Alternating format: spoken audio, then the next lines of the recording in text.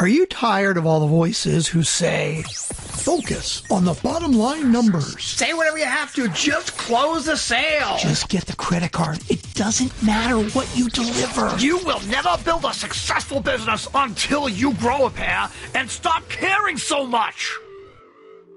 Here, we respectfully disagree.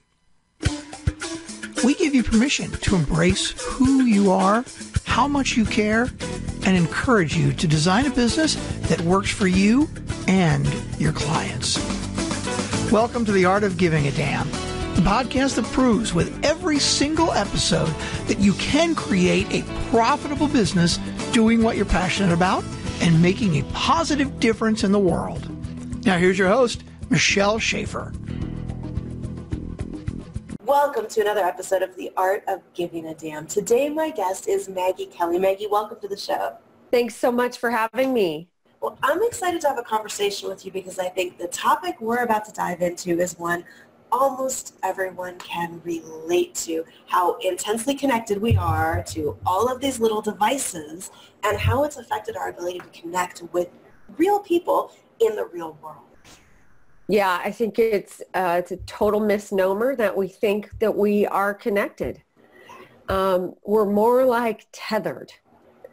And that's a great word for it. Yeah, and I run a meditation center in San Diego, a beautiful, beautiful spot. And one of my house rules is you can't come here with a phone.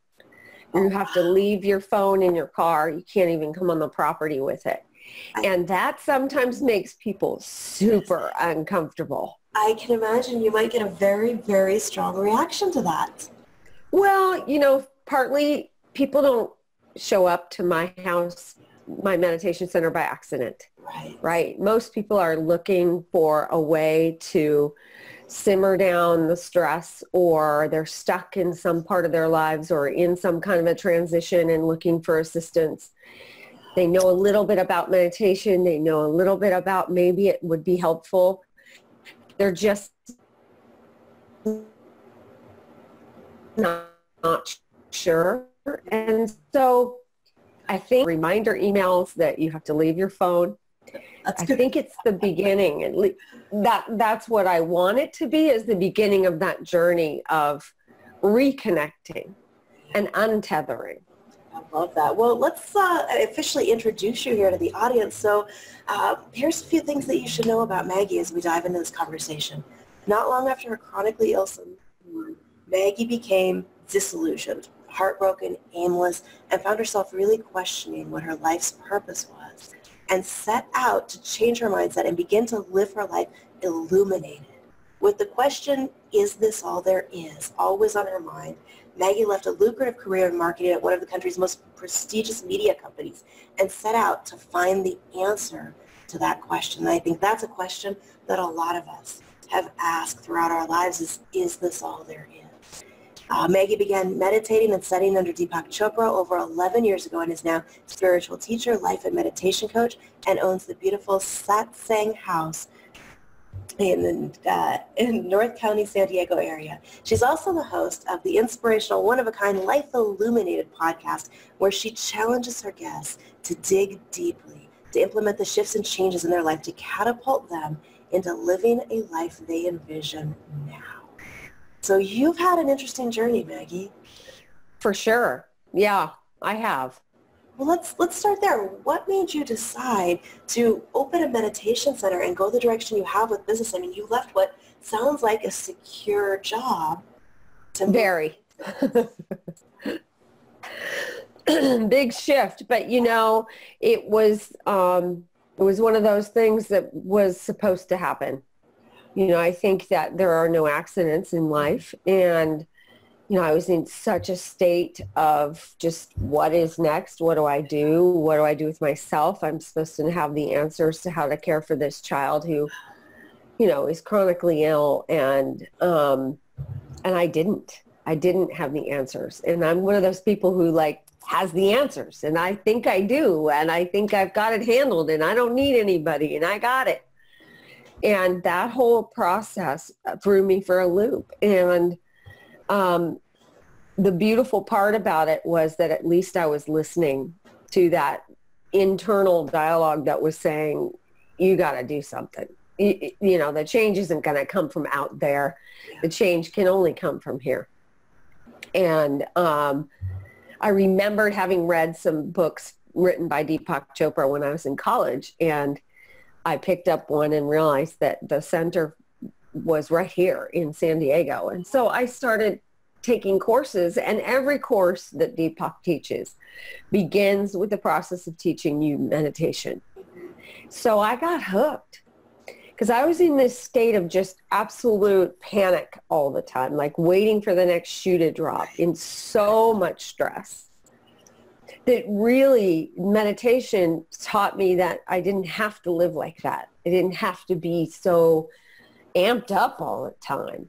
So, you know, in that time, like 15 years ago, we weren't as attached to our cell phones as we are today. It was sort of just starting to get crazy. So it wasn't so much that. It was just that life on life's terms was really, really tricky.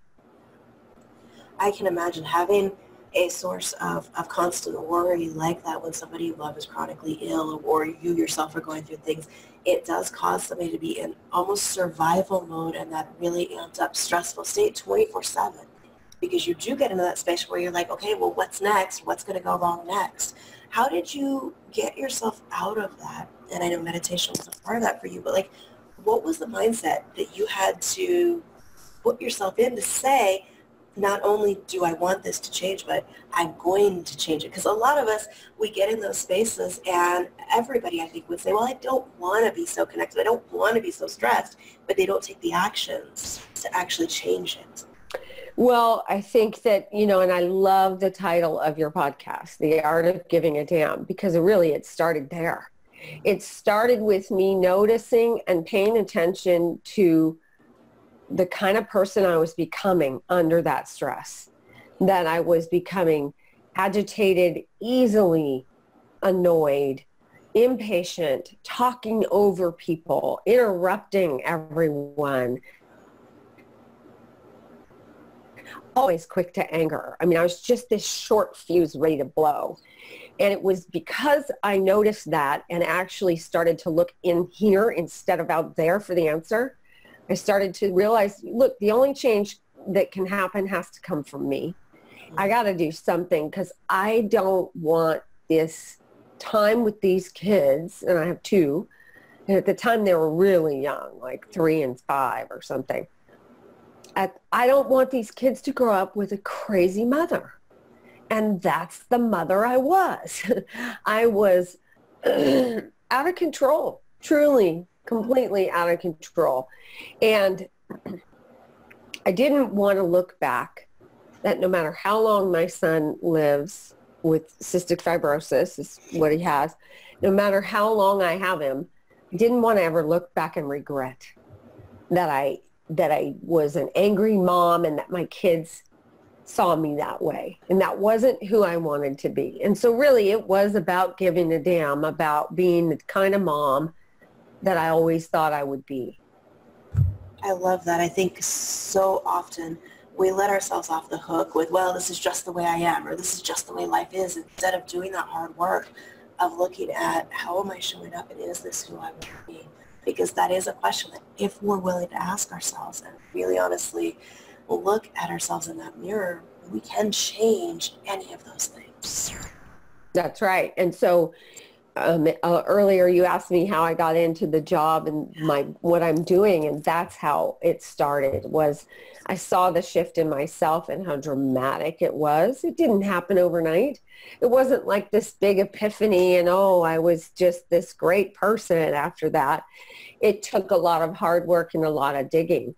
Yeah. And I think one of the misnomers that we have out there is that when you awaken or you become enlightened, that somehow it's this beautiful experience and, white lights shine and all that. It isn't like that. You have to really be willing to dig deep and uncover the stuff that's stuck, that has you stuck, and all those limiting beliefs and the roadblocks that keep you from living the life that you envision. And until you're able to go through that eye of the needle you're not going to be able to create that life that you're excited about. You just aren't. It's sort of like one of my favorite teachers is Thich Nhat Hanh. He's a Vietnamese monk. And one of the things that he says is, you have to have the toothache in order to know what life is like without the toothache. So you have to live through some kind of suffering, some kind of upheaval in your world in order to really appreciate how beautiful your life really is. And it's that, it's a very basic Buddhist fundamental philosophy that everybody's life includes suffering. And suffering is where the gold is. That's where the growth is. That's where the gold is. So for anybody listening who's looking at this and thinking, there are things that I want to change about who I am being right now. I want to look at life differently. Where do you suggest somebody start to dive into that journey? For me, it really is a matter of returning to yourself. We think that in order to have some quiet respite, we have to get on an airplane and go somewhere far away and lay on a beach. And the truth is that the silence is always there. We're the ones who leave. We're the ones who fill it with another Google search or a Facebook, pass through, or to see who's doing what on Instagram or whatever, returning a million texts or whatever it is we do, or just going to the refrigerator and rummaging for something to eat when we're not even hungry. We, for the most part, as human beings, we think that happiness comes from somewhere out there.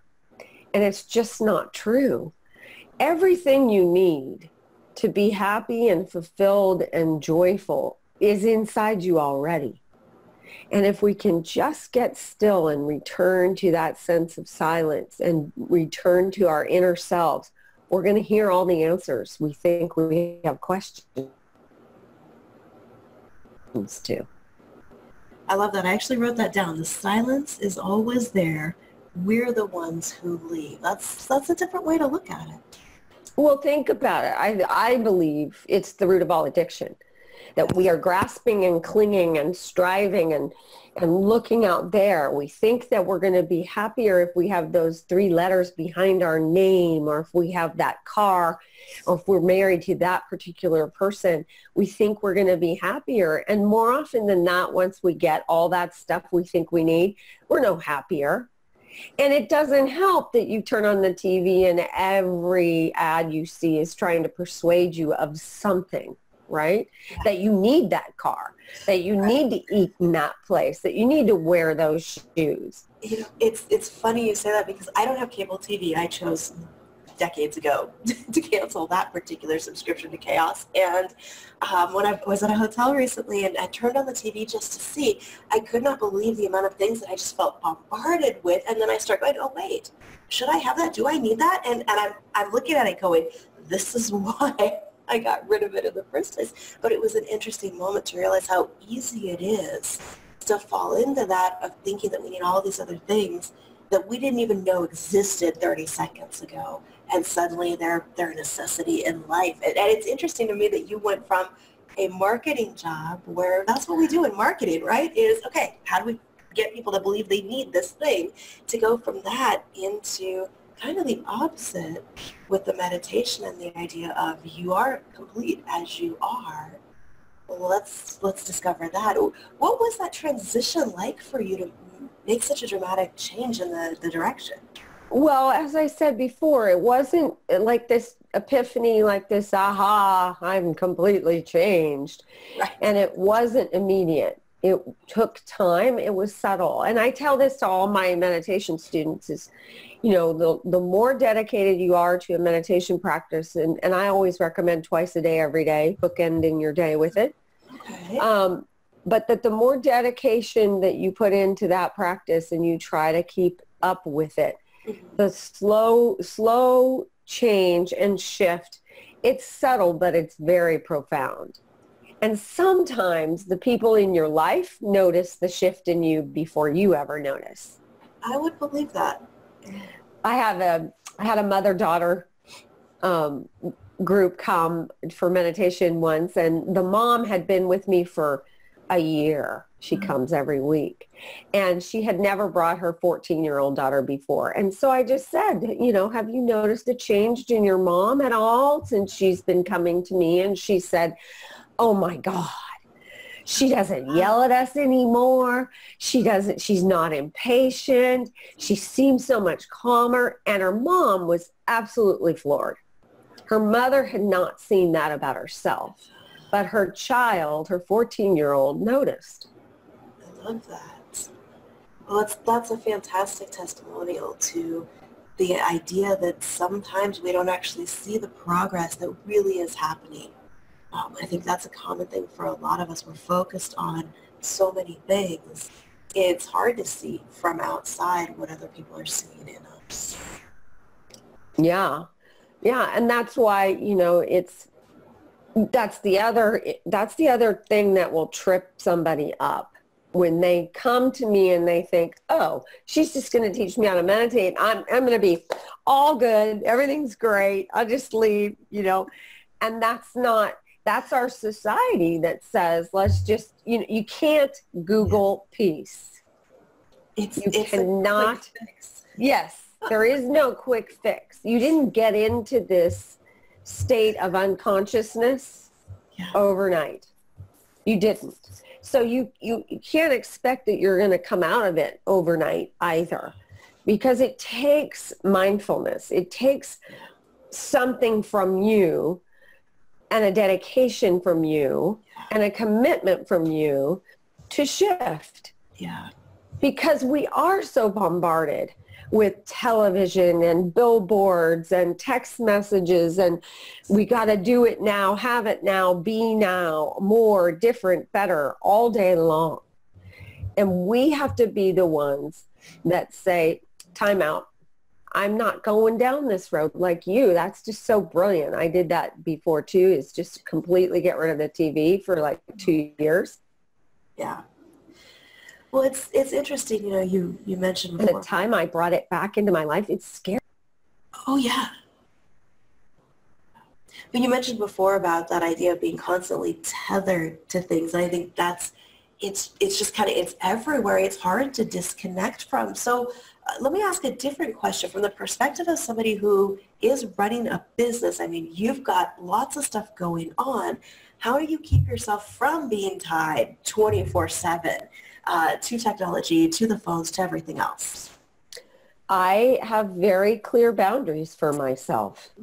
And it's all about a notion of mindful consumption.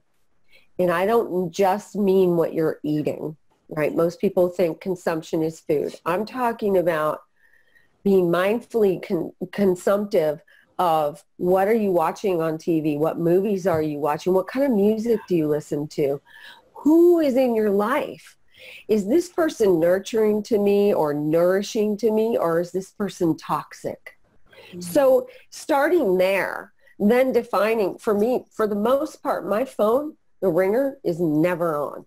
Mm. Unless my children are out with friends and I'm not sure that they're perfectly safe, right, that phone is off. And I don't think it's selfish for me to say, this is not something I want intruding on my silence all the time. Now, I'm a business owner, so I do need to be in connection with people. So if I happen to be near the phone and I see a phone number that I've never seen before, I'll typically pick that up. But the ringer's never on. Never. And I'm very mindful to have removed all media and social media accounts from my phone. So removing CNN or NBC or Facebook or Instagram, anything like that feels like it's almost luring you in. Like, oh, so I have 5 minutes to wait for the doctor. Oh, okay, I'll look at my phone. Why not just talk to the person that's sitting next to you in the chair. A real human conversation. Wow, there's a thought, right? I mean, we have lost the art of connection, and we think that we are connected. We think we're more connected than ever. And we are in a sense, but it's a very false sense. It is. It's a false sense because what I see in people around me is even the ones who are the most connected, most active on social media, they've got their family on there, they've got their friends, everything's on there. They're some of the loneliest people when you actually talk to them because there isn't that real connection the same way anymore. Well, I'm glad you said the word lonely because I will tell you that I pretty much work 6 days a week, and I see an epidemic of loneliness.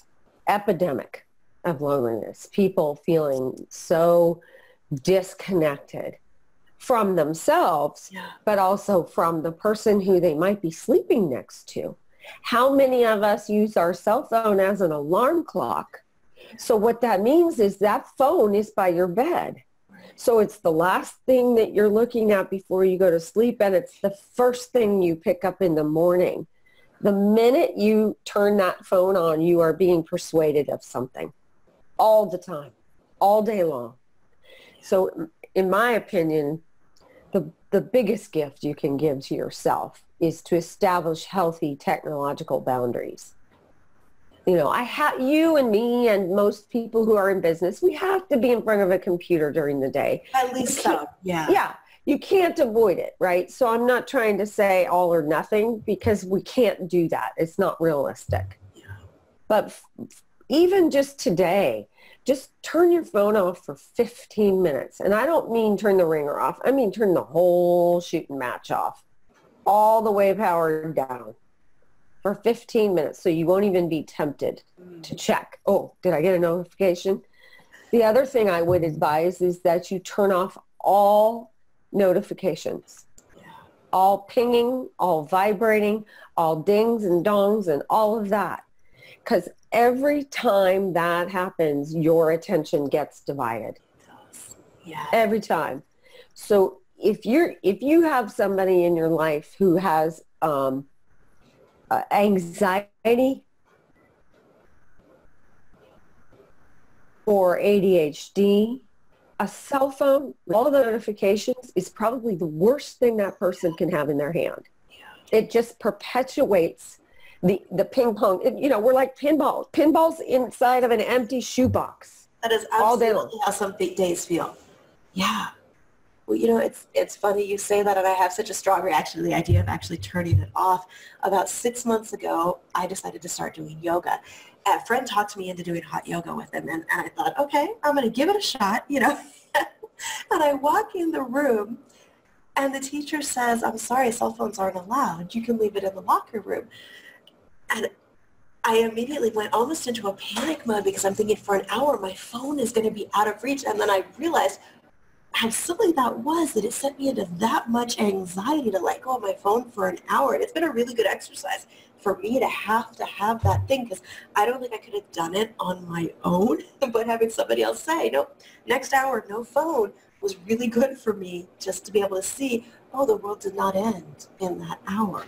Nothing exploded that can't be fixed. And it was a tough exercise to say, okay, I'm going to disconnect, even though it was only an hour. It's crazy how dependent we become on the devices. And really, it isn't so much about disconnecting as it is about reconnecting with yourself, with who you are, what you really want, even asking yourself the question, who am I? How am I best suited to use my gifts and talents to serve humanity? What am I grateful for? Just check in, to just be still and listen for the answer. The answer will always come if you're still and you're quiet and you're not distracting yourself with all that extraneous craziness.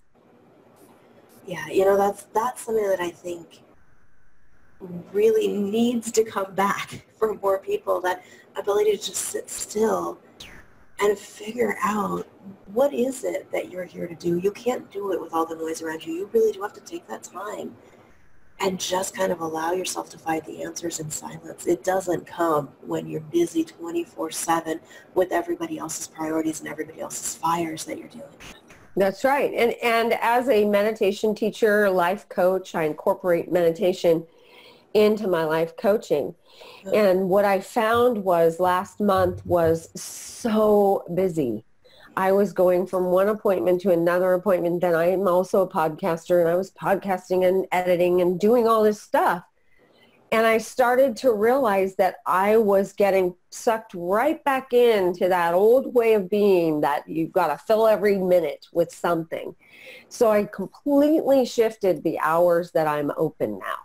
I don't open until 11:30.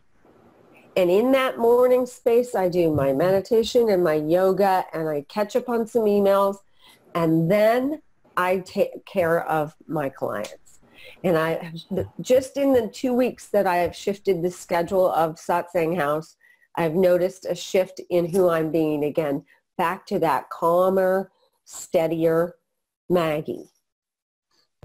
We have to be responsible for silencing ourselves, quieting our mind, reconnecting to our innermost voices and our innermost dreams and desires.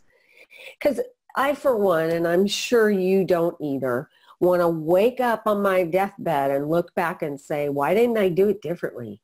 Why was I so consumed with all the doingness that I didn't take the kids on that trip? Or why didn't I? Why did I do other things, right? I don't want to live my life like I'm just supposed to survive it. I want to live my life thriving and contributing somehow. Yeah, absolutely. I think that's something that is such an important question to stop and look at when we're making decisions. Is this a decision that I'm going to be proud of, happy with, feel good about later in life, or am I going to look back and regret what I let myself get sucked back into? Because it's interesting that even someone who is as aware as you are, I mean, you literally own a meditation center and teach meditation, you still have that constant reminder of, let me make the decisions I want to make and let me stay who I want to be. That's encouraging in some ways, right? For the rest of us to hear that it's okay, that it's a constant battle as long as we choose to keep conscious of it. Well, and that's a really great point, because it's that person who comes to me and thinks, oh, now I'm good. It's all good. I came and I learned how to meditate and I'm good. It doesn't work like that. And that's where it's a muscle. That's why you call it a meditation practice, because you're practicing, and every day is a practice.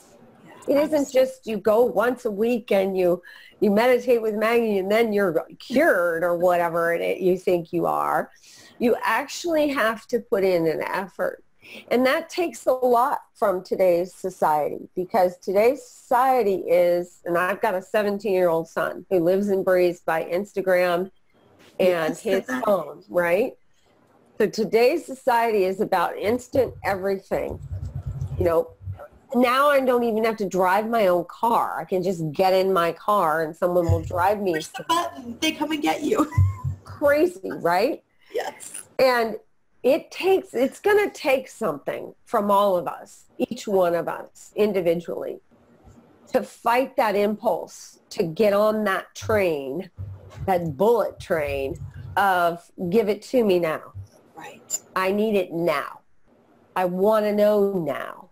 So the lack of patience, the lack of just being still that exists in our society today is a true detriment to the next generation, my son's generation. My daughter's 20, almost 21. And I don't see it quite so bad in her as I do in her brother, who's 17. It's almost like each generation is more consumed. It is, and it's the role models that each generation sees. The more sucked into our devices we are, and the more unable to disconnect and focus on them, they see that as normal. Well, how many times have you gone out to dinner and you can look at a booth next to you with a family of 4 and they're supposedly out to dinner, right, together, and all four of them are looking at their phone. Yep. Yep. And no one among them is saying, hey guys, we don't get to spend a lot of time together. How about we put all of our phones in the center of the table? That would be my other suggestion, because when I go out with girlfriends, we do that. Yeah. We say everybody's phone in the center, in the middle of the table, and we're not touching it. We're just going to be together. You know, I've done that with colleagues. Whoever grabs their phone first gets to pay the bill. Ooh, I like that. It's a good way to kind of incentivize everyone to actually talk. You know, it's funny. I was in the gym day before yesterday in the evening. I normally go in the morning, but I went in the evening, and as I looked around, I noticed how many people were just sitting there on their phones, like at the gym. And I just had this moment of kind of sadness for us that we don't focus and we're not present in what we're doing. We're so busy with what else might we be missing, what might be going on Instagram or Facebook or wherever. And then we wonder why we're not happy, or why we're lonely, or why we're feeling that we're less than or not connected. So yeah, it's a really big conversation. And, you know, the best thing that anyone listening can do is to start implementing a few mindful practices into your life. What are you consuming? Because no matter what, no matter where you are, no matter if you're sleeping or you're awake, your consciousness is always consuming. So while you and I are talking and I'm fully present to our conversation, I see butterflies flying all over my garden. And my dog, I hear my dog down the hall, right? So even if we're fully connected, like you and I are present with one another, our consciousness is still eating around us. And so it matters. It really matters who you surround yourself with, what you're consuming, whether it's food or gambling or too much eating or too much shopping or drinking or too much sex or whatever you're doing to try and fill that void. If we could all just stop for a minute and ask ourselves, is this really a nurturing and nourishing behavior? Or is this something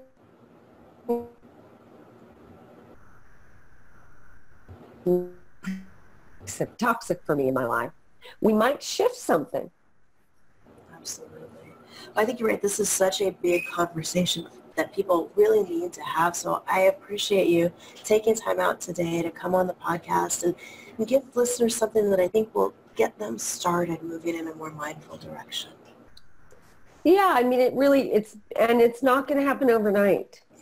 The habits that we have, that we've created, need to be unraveled and undone. And you can't change something you don't acknowledge. So it makes sense to first just sort of survey your day. Just watch yourself during your day. Just start to pay attention to how you fill that 10 minutes of what you think is boredom. Right. But you just not fill it with anything. Just sit. Close your eyes and sit. And watch how uncomfortable you get. Like you did in the yoga class, right? Yeah. You will be uncomfortable. But that doesn't mean reach for the phone, right? That just means let me be in the discomfort, right? It's the toothache. It's the toothache before you can feel what it's like not to have one. Such an important lesson to learn. Awesome. Well, let's tell listeners where they can go to find out more about you. So we've got two websites, and guys, wherever you're listening or watching this at, they will be somewhere near the audio or video so that you can easily click them, but that's MaggieKelly.com and satsanghouse.com. That's where you can go. .net. Satsanghouse.net. Satsanghouse.net. Yeah. That's where you can go to find out more about the meditation center. Yes. If you're listening to this and thinking, I just want to dive all the way in, I want to try a silent retreat or meditation, check it out. It may be a great place for you to take your next step toward that more mindful life. And check out Maggie's podcast. You can find that iTunes everywhere. Yep. iTunes and everywhere else. All right. Life Illuminated. Life Illuminated. There will be a link somewhere near where you're watching or listening today. Maggie, thank you again for coming on and sharing what your experience has been in your journey in life. Yes, thanks for having me. Absolutely. Thank you for tuning in and listening today. Hit like, rate, review, subscribe, and join us again for another episode.